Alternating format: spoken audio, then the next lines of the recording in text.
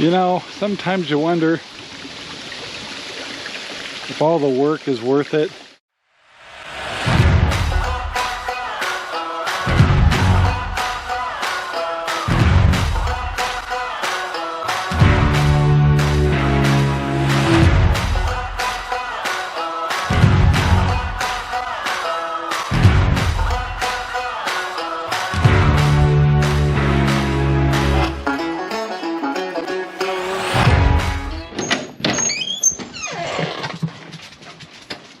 Good morning, everyone, and welcome to the RangerRob Country Living channel. Yes, sir, Bob. It's another sparkling day in Central Oregon. However, it is definitely extreme heat for a couple more days, and so it's all about keeping the animals cool. I've got to commend the folks on the podcast last night. We were talking about fails and successes, and the first thing I noticed was when we all got on, there's 4 families basically, they were tired. They were spent. Took a little bit to get our energy up. Why is that? It's because everybody's working so hard to keep up with their homesteads, with the extreme heat, especially if they have animals, but even taking care of gardens. Everybody was tired, including myself. And yeah, everybody kind of perked right up as soon as we went online, and yeah, and then when the show was over, you could just see everybody go back to chores. And that's exactly what I did after the show was over. Immediately I started taking care of my my piglets, making sure that they're all cool. And yeah, and we're going to start the day off the same way. Before I head out to the piglets, I'm in front of my garage here. I gotta feed my fish. Yeah, one of the things I try to do is, I got pond flakes, and try to hit the pond every other day with fish food. One of the things they tell you is try not to overfeed your fish. It's not really healthy for the pond. But we're gonna give them a few shots of this. It's should make them happy and energetic, and they're growing fish. So here's the pond, and let's get this taken care of. Alright guys, well, the fishies are all fed. Today's our Friday, so Sherry's actually been at a conference in Bend. Oh, fish are coming up to the top. You can see them.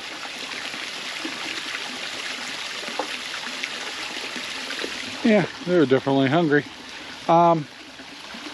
So Saturday's coming up, so tomorrow I definitely think we'll be doing some garbage runs. We still got a lot of stuff from the estate sale in the front yard. We've just determined it's going to take a couple of days, maybe a week or so, just to get all. With these high temperatures, we're just not pushing to get trucks filled up or even having volunteers help us out, because it's just too extremely hot. And next week is supposed to be cooler. So anyway, it's kind of fun to watch the fish coming up and get something to eat. And we're gonna head out towards the piggies. It's so funny. As I walk out here, these pigs are just waiting for me to come out. And believe me, we treat them well. But they act like they've never been fed. They've actually been getting more food than normal, just to keep their energy up with all this heat and stuff. Let's go see how they're doing. Here's my 2 lovers. Sparky. Hi, Sparky. How are you? How you doing there? And the beautiful Maggie. Hello, Maggie. How are you? I'm down here. Hello. What's up? You guys hungry? Okay. Alright, let's go check in the babies real quick, and then I'll start bringing some food out here. Alright, here's Zelda.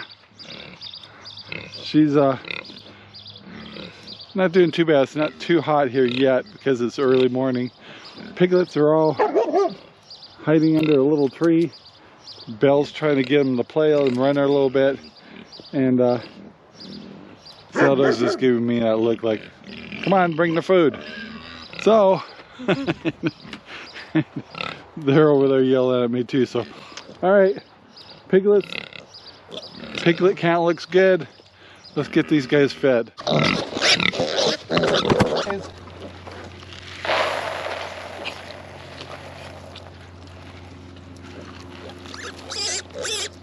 Oh yeah.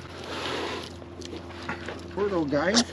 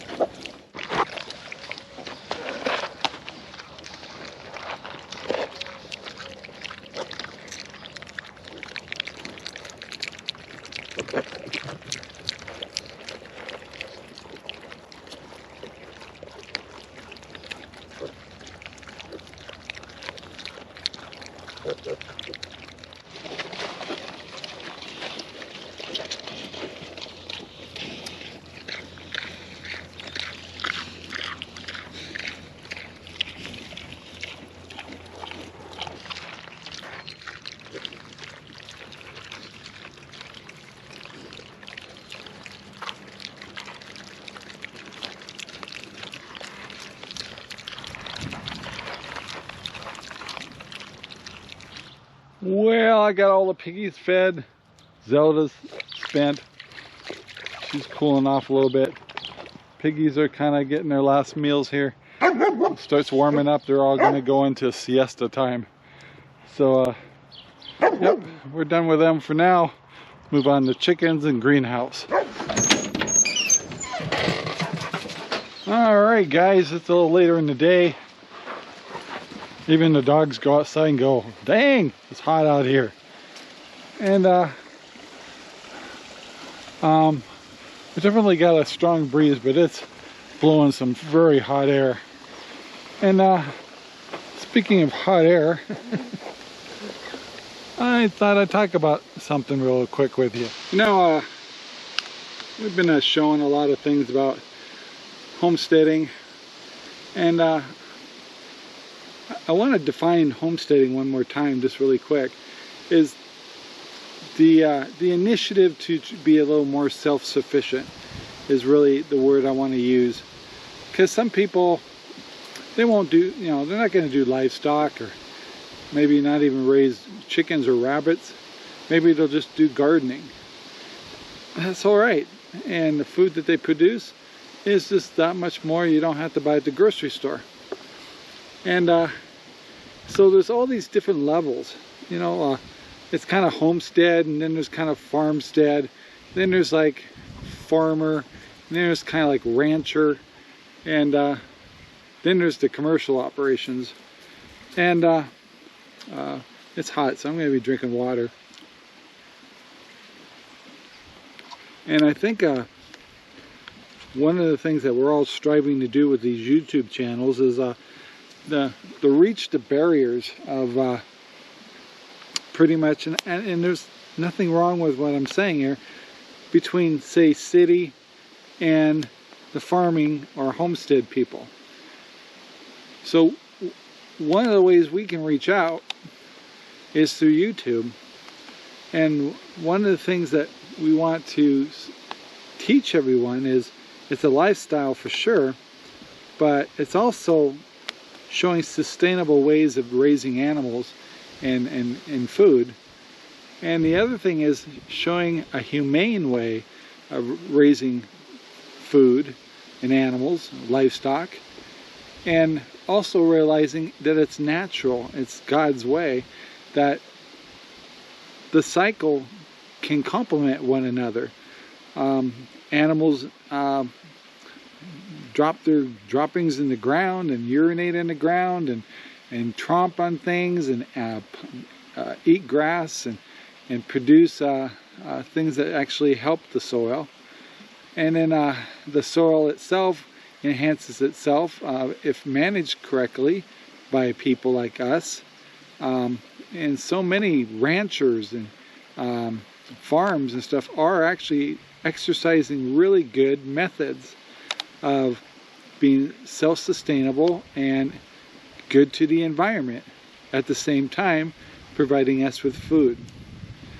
I think what really people get caught up in is the commercial areas where, you know, pigs are on concrete floors and living in cages, and you know, don't have the freedom of grass feeding and space, and they're in stress all the time.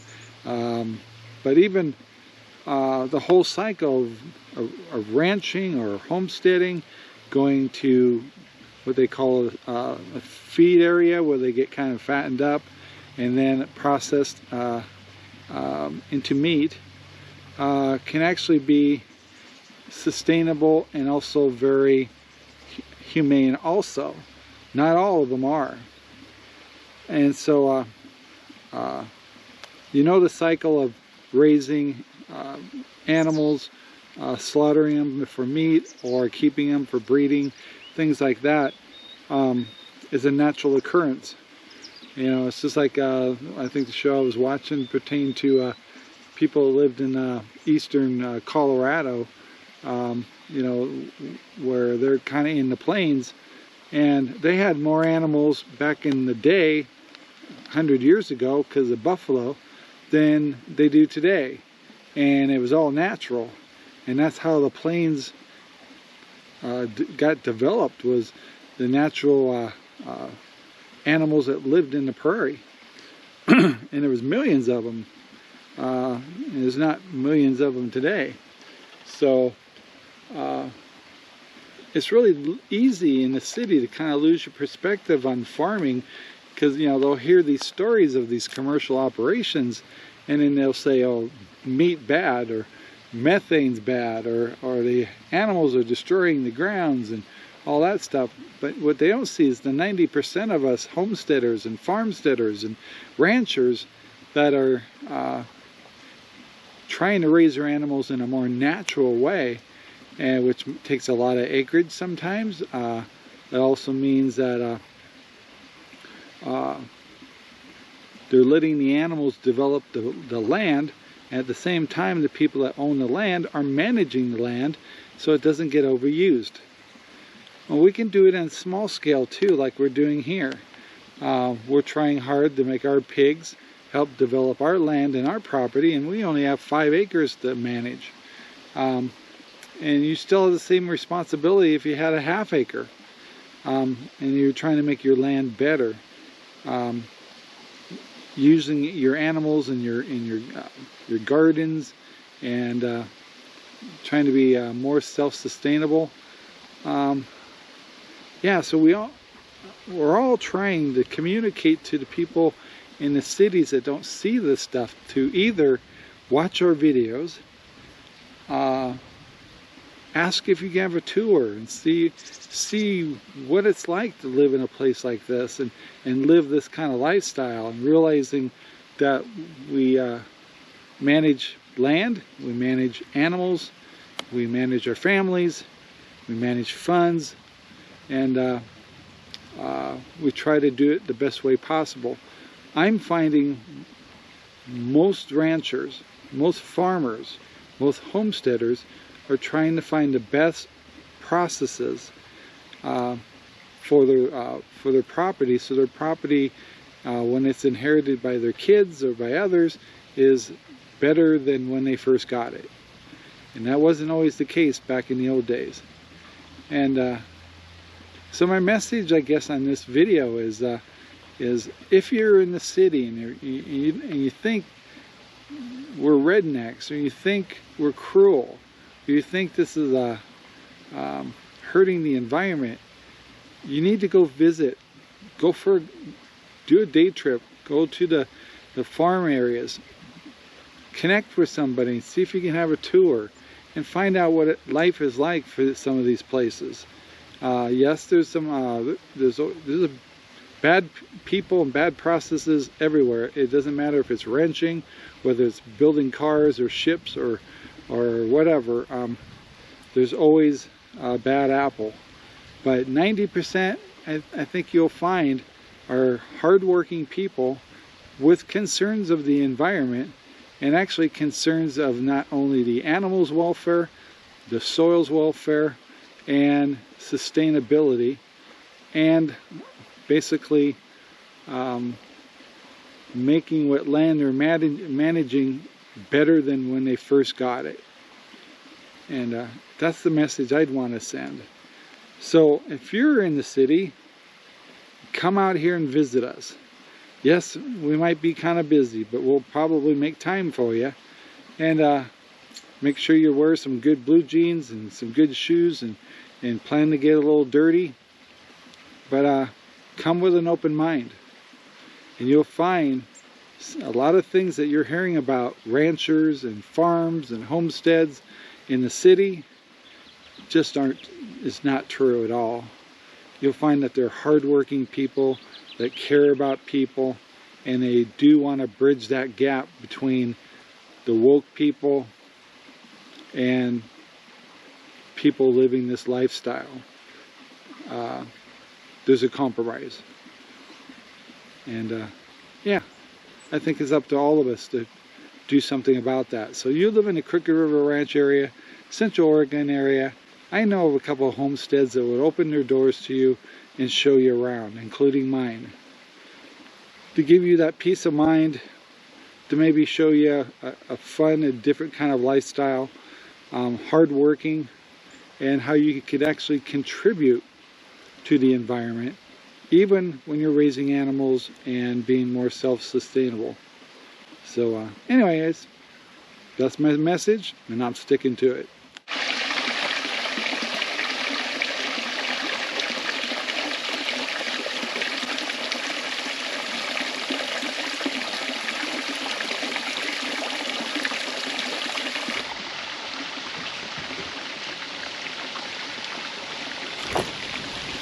You know, sometimes you wonder if all the work is worth it. You put hours and time and knitting and you grit into building things. Is it worth it?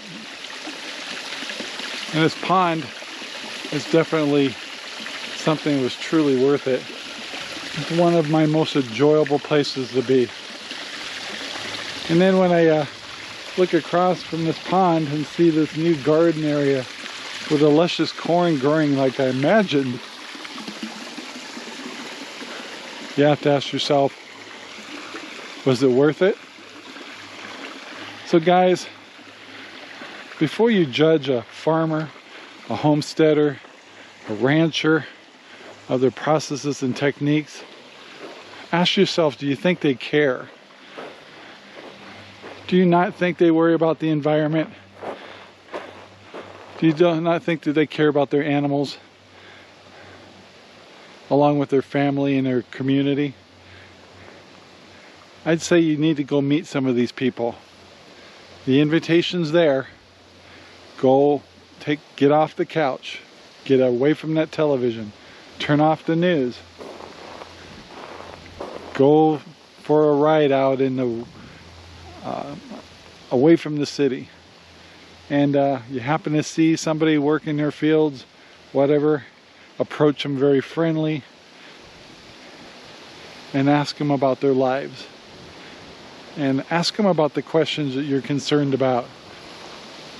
Don't attack them, let them answer and listen to what they have to say. So guys, I'm going to wrap up the video right here. Please take the time to like, subscribe, and share our videos all over the whole wide world. We would really appreciate it, and that really does help us. And build a garden. So guys, have a great day. Talk to you later. Bye now. Our videos are made possible by RangerRob Poopy Bags, available at Amazon right now. Thank you very much for watching our video. Please take the time to like, subscribe, and share our videos all over the whole wide world. Thanks.